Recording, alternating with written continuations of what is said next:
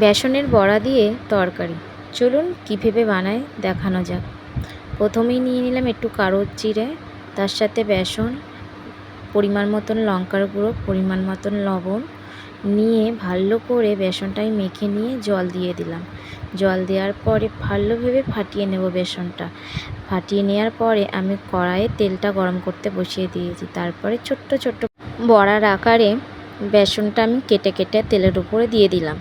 তারপরে আমি আস্তে আস্তে খুন্তি দিয়ে উল্টে পাল্টে দেব। দেওয়ার পরে যখন দেখব লাল লাল ভেবে ভাজা ভাজা হয়ে এসছে, ভালোভাবে ভাজা হয়ে গেলে আমি বড়াগুলো তুলে নেব।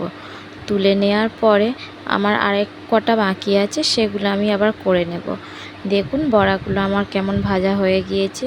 গোল গোল শেপে আমি বড়াগুলো ভেজে নিয়েছি। তার মধ্যে কড়াইয়ে আবার তেল দিয়ে দিয়েছি। তেল দেওয়ার পরে আমি এলাচ, লবঙ্গ আর দারচিনি, তেজপাতা দিয়ে ফোড়ন দিয়েছি। তার মধ্যে আদা আর কাঁচা লঙ্কা দিয়ে পাঁচফোড়ন দিয়ে ফোড়নটা দিয়ে দেব। তারপরে আমি আলু ভাবিয়ে রেখে দিয়েছিলাম, সেই আলু ভাবাটা তেলের উপরে দিয়ে হালকা হালকা করে কষিয়ে নেব। তার মধ্যেই আমি একটা মশলা করে নিচ্ছি। মশলাটা করলাম সামান্য হলুদ গুঁড়ো, একটু জিরে গুঁড়ো, একটু লঙ্কার গুঁড়ো, জলের মধ্যে দিয়ে আমি ভালো করে ফাটিয়ে নেব মশলাটা। এই মশলাটা দিলে ভালোই হবে টেস্টিটা।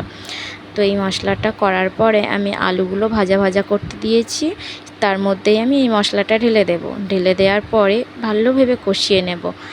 যখন অনেকটাই কষা কষা হয়ে আসবে, তারপরে আমি দিয়ে দেব একটু সামান্য নুন, লবণ দিয়ে দেওয়ার পরে এইবারে যে বড়াগুলো আমি ভেজে রেখে দিয়েছিলাম, সেই বড়াগুলো আমি ভালোভাবে কষার মুখে দিয়ে দেব। কষার মুখে দিয়ে দিলে ভালোভাবে কষতে কষতে কষতে কষতে যখন আমার কষাটা হয়ে যাবে, কষা হয়ে যাওয়ার পরে পরিমাণ মতন উষুম গরম জল দিতে পারো, কেউ ঠান্ডা জলও দিতে পারো।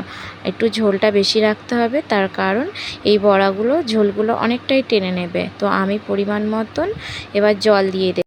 নিরামিষ দিনেই এই তরকারিটা বলো খুবই ভালো লাগে। তো কার কার এমন বেসনের বড়া করে তরকারি খেতে ভালো লাগে অবশ্যই কমেন্ট করে জানাবেন। আর আমি তরকারিটা ভালোভাবে নেড়ে চড়ে দিয়ে একটু ঢাকা চাপা দিয়ে দেবো। ঢাকা চাপা দেওয়ার পরে আপনাদেরকে আবার দেখাবো।